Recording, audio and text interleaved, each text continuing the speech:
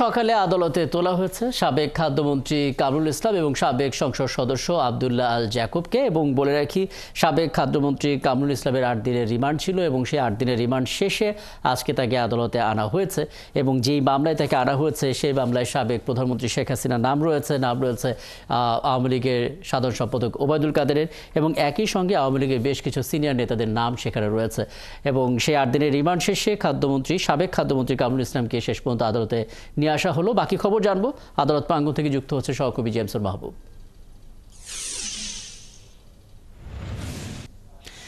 Jameson, আপনি বলছিলেন আদালতে তোলা হবে, আনা হয়েছে বটে, তোলা হবে একটু পরে।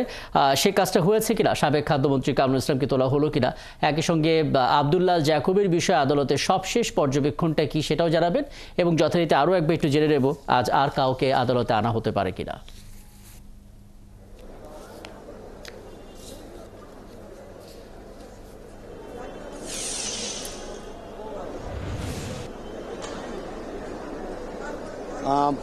আজকে আসলে কামরুল ইসলামকে আদালতে আনা হয়েছিল এবং তার এজলাসে তোলা হয়নি। মানে বিষয়টা হচ্ছে রিমান্ড শেষে আদালতের কাছে তদন্তকারী কর্মকর্তা অবহিত করেছে রিমান্ড শেষ হয়েছে এবং তাকে আদালতের কাছে সেই বিষয়টি তারা অবহিত করেছে এবং আদালত তার শুনানি শেষ, আজকে জামিন শুনানি অনুষ্ঠিত হয়েছিল, কিন্তু আদালত জামিন নামঞ্জুর করে তাকে জেল হাজতে প্রেরণ করে। 8 দিনের রিমান্ড শেষে আপনারা জানেন যে নিউ মার্কেট থানার একটি হত্যা মামলা, ব্যবসায়ী আব্দুল ওয়াদুদ হত্যা মামলার আসামি কামরুল ইসলাম সাবেক খাদ্যমন্ত্রী, তাকে আজকে রিমান্ড শেষে আদালতে আনা হয়েছিল এবং তারপরে তাকে আদালত জামিন নামঞ্জুর করে জেল হাজতে প্রেরণ করেন। একই সাথে সাবেক সাংসদ জ্যাকবের কথা বলছিলেন যে তিনি মিরপুরের একটি মামলা হত্যা মামলার তিনি আসামি এবং তাকেও রিমান্ড শেষে আজকে আদালতে আনা হয়েছিল এবং আদালত তার জামিন নামঞ্জুর করে তাকে জেল হাজতে প্রেরণ করে।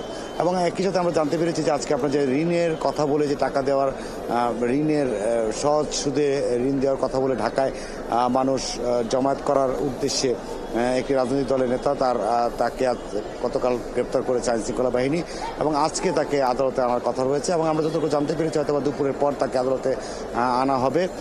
এবং আমরা আরেকটা জানতাম যে ইসকনের প্রধানকে আদালতে তোলার কথা ছিল, কিন্তু আমরা জানি যে ওনাকে অলরেডি চট্টগ্রামে পাঠানো হয়েছে, যে কারণে আজকে উনি চট্টগ্রাম আদালতে তাকে তোলা হবে। তো এই মুহূর্তে সর্বশেষ খবর যদি আপনি জানতে চান তাহলে সেটি হচ্ছে যে কামরুল ইসলামকে আদালতে আনা হয়েছিল এবং তাকে তার জামিন নামঞ্জুর করে তাকে জেল হাজতে প্রদান করা হয়। এবং কামরুল ইসলামের যে মামলাটি, সেই মামলার প্রধান আসামি সাবেক প্রধানমন্ত্রী শেখ হাসিনা, ওবায়দুল কাদের এবং সহ আওয়ামী লীগের শীর্ষ নেতারা, এবং তাদের মধ্যে অনেকেই কিন্তু এখন পর্যন্ত আইনের আওতায় আনা হয়নি, গ্রেপ্তার করা হয়নি।